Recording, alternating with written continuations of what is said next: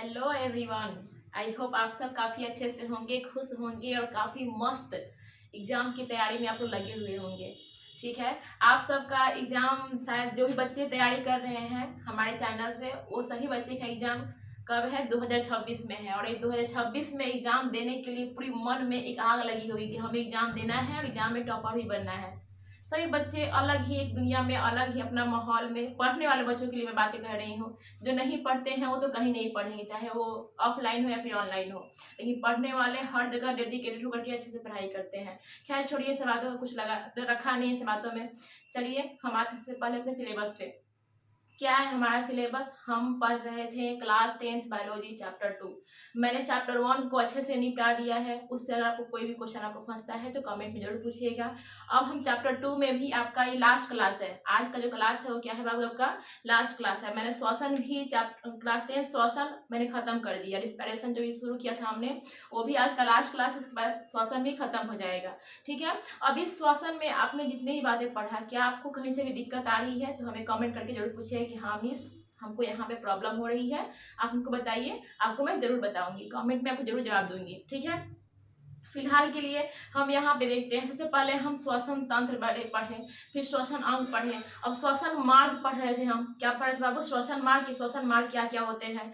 पहला हमने पढ़ा था नसा छिद्र, यहाँ पे नसा छिद्र, नसा कपाट। उसके बाद यहाँ पे हमें पढ़ा था ये आपका था फैरिंग्स, ये था आपका लैरिंग्स। लैरिंग्स के नीचे क्या था आपका? ट्रैकिया। ट्रैकिया के ऊपर एक कार्टिलेज यानी उपास्थि की हड्डियाँ, स्प्रिंग टाइप की हड्डियाँ को दिख रही थी, जो आपकी ट्रैकिया की रक्षा करता है। उसे हम हाइलिन बोल रहे थे। ये सब बातें हमने आपको समझा दिया था, बहुत डीपली समझाया था। उसके बाद ट्रैकिया आगे जाकर दो भागों में बट जाती है। उस भाग को हम क्या कहते हैं? आपका ब्रोंकाई बोलते हैं। ब्रोंकाई आगे जाकर के चारों बगल फैल, जिसे ब्रोंकियोलिस कहते हैं। और ब्रोंकियोलिस के ऊपर छोटी छोटी गोल गोल संरचना पाई जाती है, जिसे हम क्या कहते हैं? एल्वियोली कहते हैं, यानी कि वायु कोष्ठक कहते हैं। तो आपके एग्जाम में सब पूछता है एकदम लाइन बाय लाइन। ठीक है ना, कभी कहेगा कि असेंडिंग ऑर्डर से जाइए या फिर कभी कहेगा डिसेंडिंग ऑर्डर में सजाइए। तो आप इस चीज को लाइन से याद रखोगे तभी सबको सजा सकते हो। पहला क्या होता है आपका? नसा छिद्र, नसा कपाट, फैरिंग्स, लैरिंग्स, ट्राइकिया, ब्रोंकाई, ब्रोंकायोलिस। सबसे पहले मेरे साथ बोलिएगा, क्या होता है बाबू? श्वसन मार्ग क्या क्या होते हैं मनुष्य में? श्वसन मार्ग क्या होते हैं? पहला होता है नसा छिद्र, नसा कपाट। यहाँ पे होता है फैरिंग्स, यहाँ पे मुख गुहा के अंतिम भाग जो दिखता है गड्ढा, और उसे बोलते हैं फैरिंग्स। उसके बाद होता है लैरिंग्स। लैरिंग्स के बाद क्या होता है आपका? ट्रैकिया। यहाँ पे होता है ट्रैकिया। ट्रैकिया के बाद क्या होता है? दो भाग में बंटने वाला, इसे ब्रोंकाई बोलते हैं। ब्रोंकाई आगे चारों बगल फैल जाती है, जिसे ब्रोंकियोलिस कहते हैं। ब्रोंकियोलिस के ऊपर जो गोल गोल संरचना चारों बगल पाई जाती है, उसे हम क्या कहते हैं? एल्वियोली। ठीक है, तो जैसे जैसे मैं बोली हूँ आप भी मेरे साथ ऐसे बोलिएगा, आपको याद हो जाएगा बिल्कुल अच्छे से लाइन से। उसके बाद हमने देखा था वो फैरिंग्स में। फैरिंग्स जो ऐसी एक नली है, फैरिंग्स एक ऐसी नली है जहाँ पे आपका भोजन भी आते हैं और हवा भी आते हैं। ठीक है ना, तो फैरिंग्स में भोजन और हवा दोनों आते हैं। और उस फैरिंग्स में भोजन हवा दोनों आते हैं, तो भोजन का अलग रास्ता है और हवा की अलग रास्ता है। जो फैरिंग्स में दो आपकी जो ग्रसनी है, उस ग्रसनी में दो छिद्र होते हैं। पहला होता है निगल द्वार और कंठ द्वार। निगल द्वार द्वारा जब हवा होता है वो फेफड़ा में जाता है, और निगल द्वारा जब का भोजन होता है वो आमाशय में जाता है, और कंठ द्वारा जब का जो हवा होता है वो आपके फेफड़े में जाता है। तो सारी बातें हमने वहां पे डिस्कस कर लिया था अच्छे से, आपको कोई दिक्कत इसमें नहीं हुआ होगा। हमने आपका नसा छिद्र बता दिया था, नसा कपाट, लैरिंग्स, फैरिंग्स, ट्रैकिया, ब्रोंकाई, ब्रोंकियोलिस बता दिया था। मैं एल्वियोली भी आपको समझा रही थी कि एल्वियोली क्या करता है? यह गैसों का आदान प्रदान करता है, गैसों का विनिमय का कार्य करता है। यानी ऑक्सीजन को लेगा, ऑक्सीजन को देगा, CO2 को लेगा। मतलब सांस चलना, सांस छोड़ना, सांस लेना, सांस छोड़ने की प्रक्रिया क्या कहती है? आपकी निरंतर चलती रहती है। किसकी वजह से बाबू? एल्वियोली की वजह से ही। तो एल्वियोली में कुछ कुछ बातें होती है, जैसे आपको जो एल्वियोली होता है ना, वो जो छोटे छोटे गुच्छा के समान चारों बगल संरचना होती है। आपके बॉडी में लगभग बहुत सारे मात्रा में एल्वियोली होता है। फेफड़ा में ज्यादा मात्रा में क्या है? एल्वियोली है। वही क्या करता है? गैस को लेता है, जो आपका ऑक्सीजन को अलग करता है। एल्वियोली क्या करता है? जबकि आप जो हवा लेते हो, वायुमंडल से जो हवा लेते हो, वहां से क्या होता है? वहां से वायुमंडल में हवा, आपके नाक में क्या सिर्फ ऑक्सीजन जाता है? नहीं, बहुत सारे मात्रा में हवा जाते हैं, अलग अलग प्रकार की हवा चले जाते हैं। तो एल्वियोली क्या करता है? वहां से ऑक्सीजन को अलग कर लेता है, और ऑक्सीजन को अलग करके उसको वो हीमोग्लोबिन को दे देता है, और हीमोग्लोबिन से उठा करके पूरे कोशिकाओं में बांट देती है। फिर कोशिका क्रेब्स चक्र द्वारा, जो कोशिका क्या होती है? माइटोकॉन्ड्रिया होती है, वो माइटोकॉन्ड्रिया क्रेब्स चक्र चला करके क्या करता है, ग्लूकोज को तोड़ देता है। ग्लूकोज को तोड़ने के फलस्वरूप आपकी बॉडी में ऊर्जा मिलती है एटीपी के फॉर्म में, 38 एटीपी बराबर 1 ग्लूकोज होता है।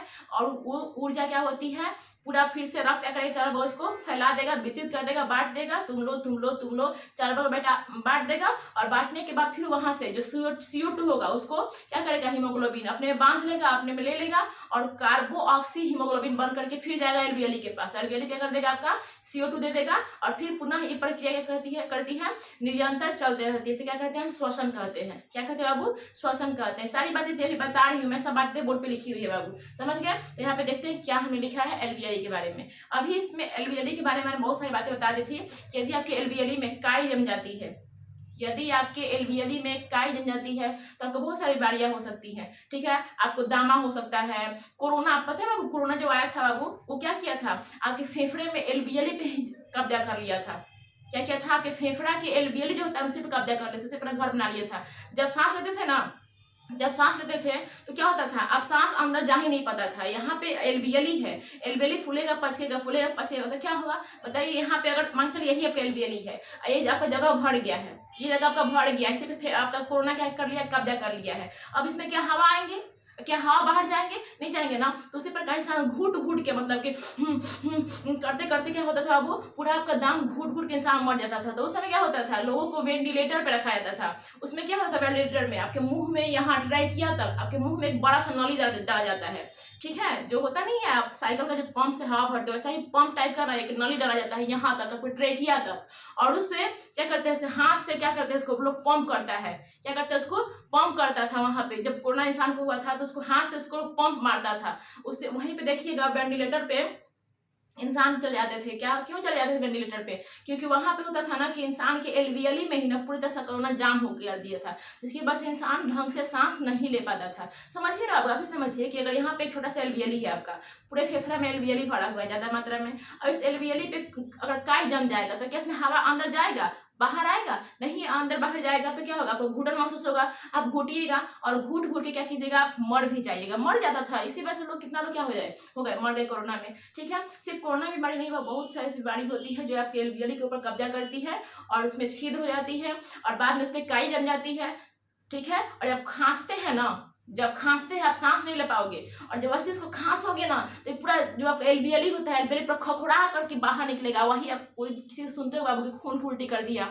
उसके नाक से खून गिर गया, उसके वो खून की उल्टी कर रहा है, बलगम के तौर पर ना बाबू खून ही बाहर आपके बाद में आता है। बलगम समझते हो क्या होता है, जो खखाड़ होता है, तो बलगम के तौर पर आपके फेफड़ा से क्या होते हैं, खून बाहर आएंगे और बकड़िएगा, खून को बकड़िएगा। तो उस समय वो सब टीबी के बीमारी में आपका होता है, ठीक है। तो हम देखते हैं सबसे पहले एलवीएली में आपको समझा रहे थे मेन काम क्या था एलवीएली का, गैसों का आदान प्रदान, गैसों का आना जाना, आना जाना, आना जाना, आना जाना, ठीक है। ये बातें हमने देखा था। अब देखिए यहाँ पे एलवीएली में क्या लिखा है, टीबी नामक रोग में एलवीएली में छेद हो जाता है, ठीक है।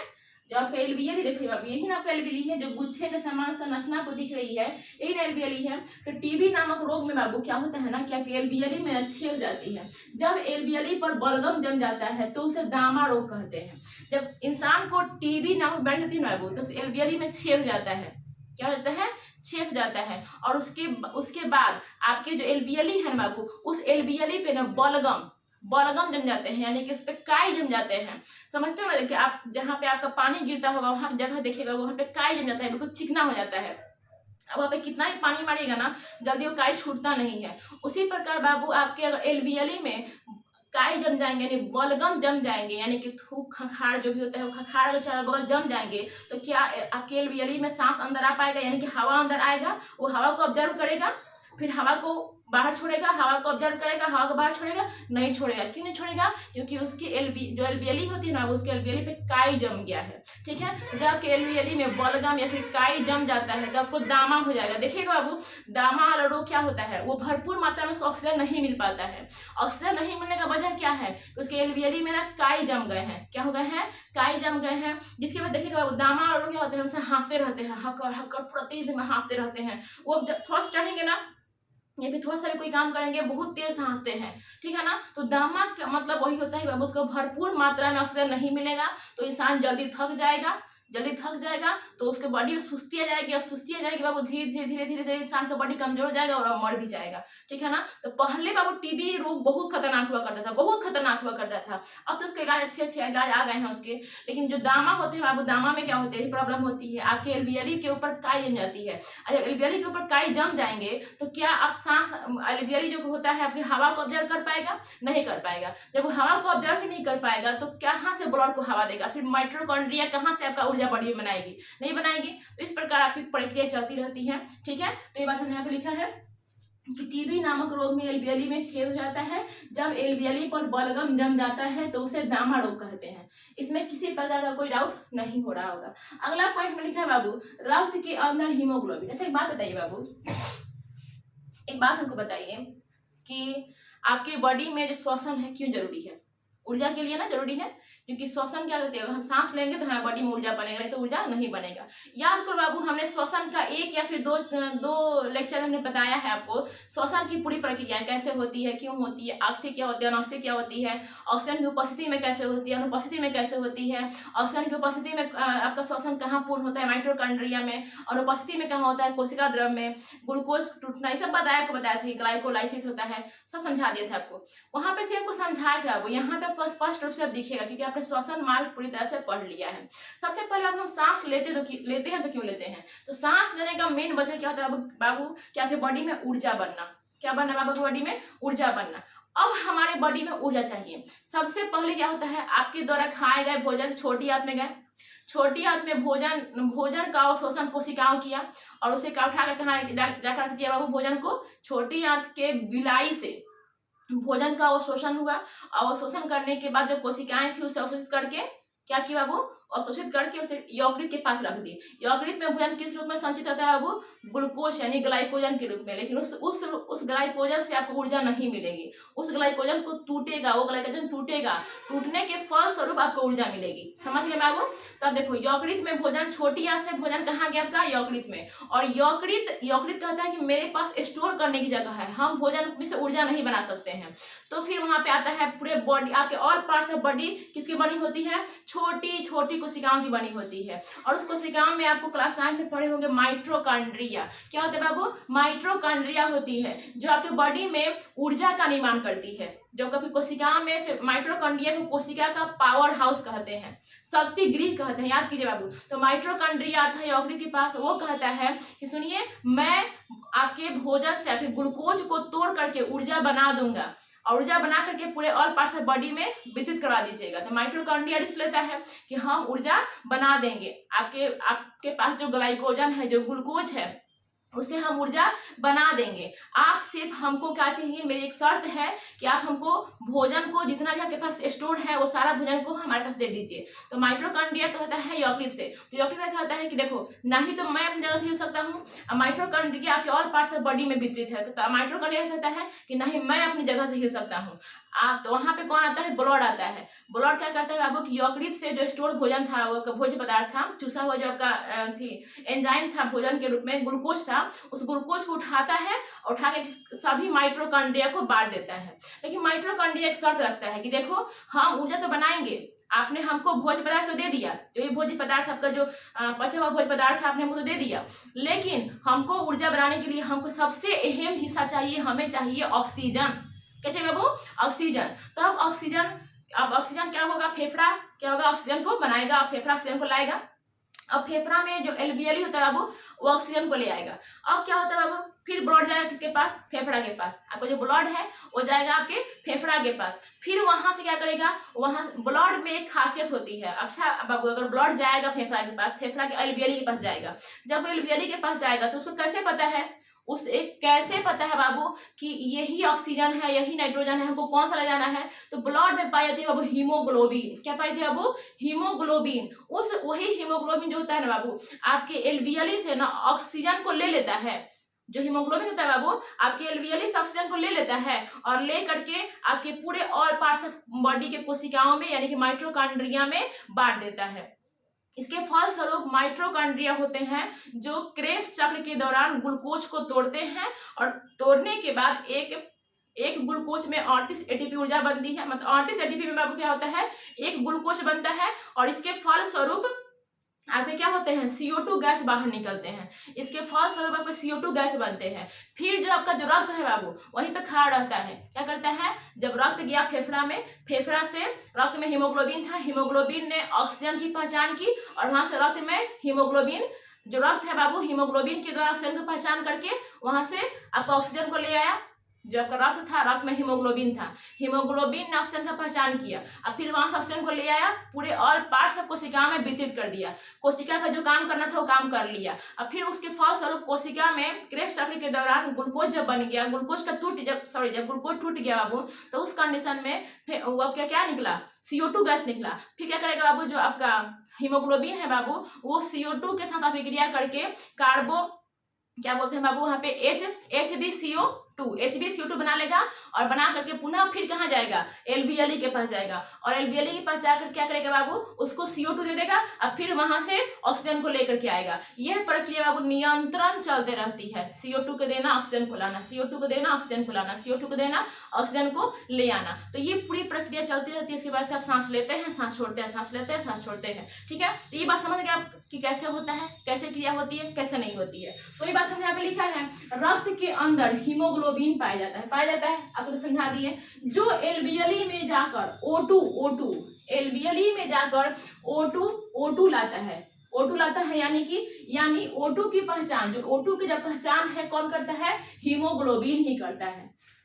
आपके LBLE में जो O2 है उसकी पहचान कौन करता है, हीमोग्लोबिन करता है, और हीमोग्लोबिन को लेता है और लेकर के सभी कोशिकाओं में तुम लो सभी जगह क्या करता है, वितरित करता है, सभी माइटोकॉन्ड्रिया में दे देता है। फिर माइटोकॉन्ड्रिया अपना ऊर्जा बना लेता है, अब फिर क्या करता है बाबू, उसमें जो आपका ऑक्सीजन हुआ ले लिया और बाकी जो अन्य पदार्थ है वो CO2 के द्वारा बाहर निकल जाते हैं। ठीक है, तो वही बात है, देखिए यहाँ पे, यानी कि O2 की पहचान Hb ही करता है। देखिए Hb जो होता है ना काफी खचरा होता है, Hb जो होता है ना काफी खचरा होता है। उसको पहले से जो होता है ना, उसको पहले से लगाव किससे होता है, कार्बन मोनोऑक्साइड से।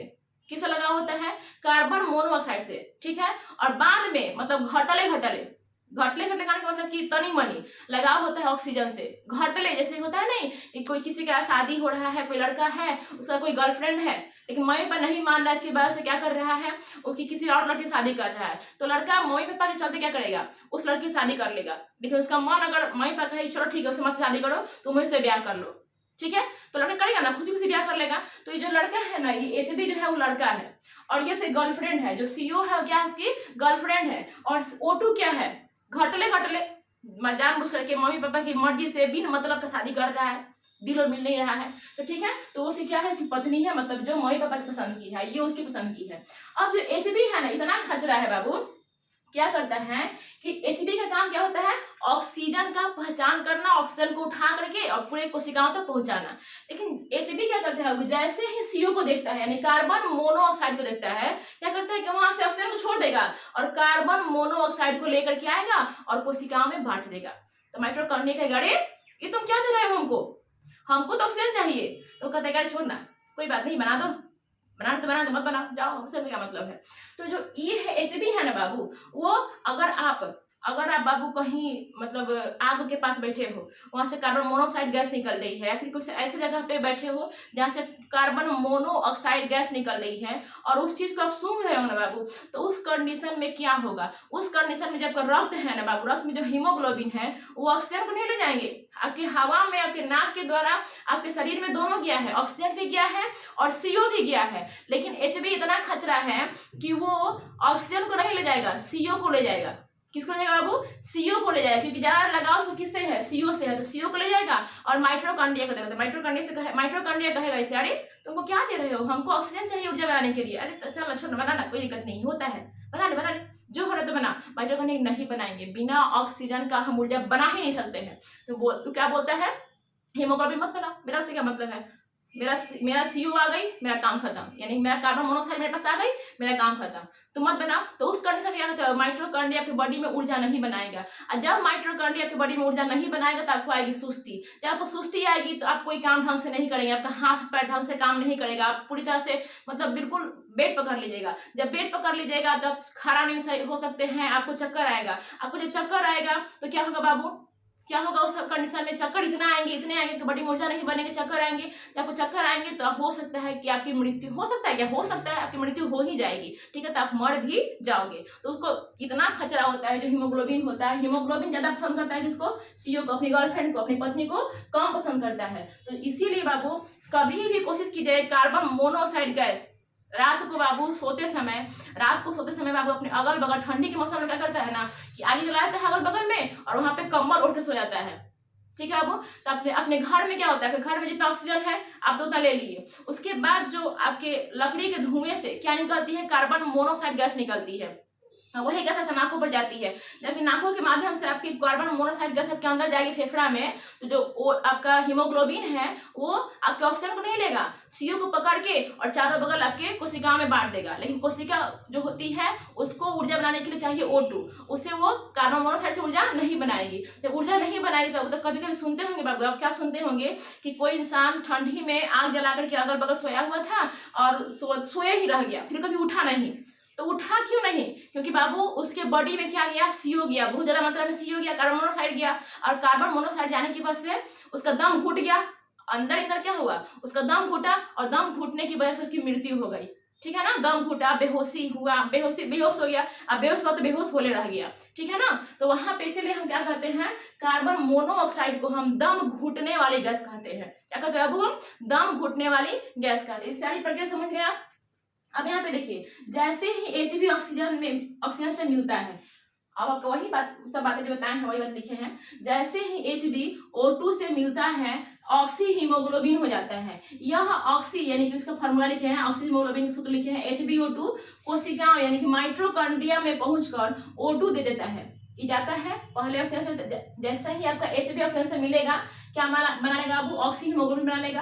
अब ऑक्सी हीमोग्लोबिन कहाँ जाएगा, आपके सभी कोशिकाओं यानी सभी माइट्रोकॉन्ड्रिया के पास जा करके उसे O2 दे देगा, और यह O2 ग्लूकोज को तोड़कर, वही माइट्रोकॉन्ड्रिया जो है उसे ग्लूकोज को तोड़ करके क्रेब्स चक्र के द्वारा ग्लूकोज को तोड़ेगा, और उसके फलस्वरूप आपके बॉडी में क्या मुक्त होगी, CO2 मुक्त होगी, CO2 निकलेगा। फिर आपका जो Hb वहीं पर खड़ा रहता है, उस CO2 क्या करेगा, अपने में बांध लेगा, यानी कि CO2 को बांध लेगा, और बांध करके कहाँ लिखे हैं जी, CO2 को बांध लेता है, जिससे यह कार्बो ऑक्सी हीमोग्लोबिन बन जाता है।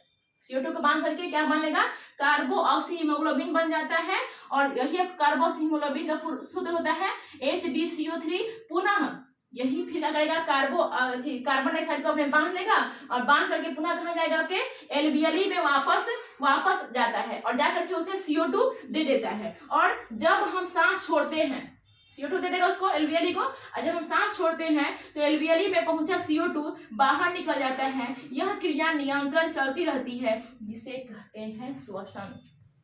क्या कहते हैं बाबू, जिसे कहते हैं हम श्वसन। तो आई होप बाबू श्वसन मार्ग के बारे में, श्वसन कैसे होता है, कैसे टूटता है, कैसे क्या होता है, सारी बातें आपको लाइन बाय लाइन काफी अच्छे से, काफी मजेदार तरीके से समझ में आई होगी।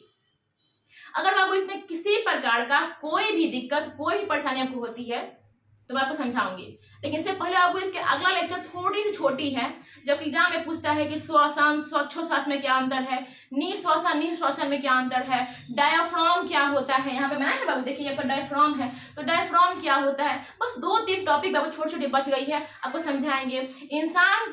जब इंसान मरता है तो उस समय उसका शरीर इतना भारी क्यों हो जाता है, जब इंसान ऊंचाई पर जाता है तो उसके नाक से ब्लड क्यों आ जाती है, कुछ छोटे छोटे पॉइंट है जो आपके एग्जाम के पॉइंट ऑफ व्यू से ही नहीं, मतलब समझदारी के लिए काफी इंपॉर्टेंट है, और एग्जाम में आते हैं सो आते ही हैं। तो आपको वीडियो में बने रहिएगा। इसके नेक्स्ट लेक्चर में हाँ आपको बस एक लेक्चर और बचा हुआ है श्वसन के लिए, बस उतना पढ़ा करके आपका श्वसन क्या हो जाएगा, श्वसन का द एंड हो जाएगा, यानी कि क्लास 10th बायोलॉजी चैप्टर 2 खत्म हो जाएगा। चलिए इतनी बातें, अगर इतना बातें मैंने आपको समझाई, इसमें आपको कोई भी अगर दिक्कत आती है, कहीं से भी कोई प्रॉब्लम आती है, तो बेहिचक आप हमसे कमेंट करके पूछ सकते हैं। इतना आपको समझ में, किसी में आपको इस सब बातों में किसी में कोई दिक्कत अगर आ रही है तो बेहिचक कमेंट से पूछ सकते हैं हमको कि मिस यहाँ पे प्रॉब्लम है, मुझे बताइए। फिलहाल के लिए अभी हम आपको यहीं पे आपका वीडियो बंद करते हैं, नेक्स्ट वीडियो कल आएंगे आपके। चलिए, थैंक यू।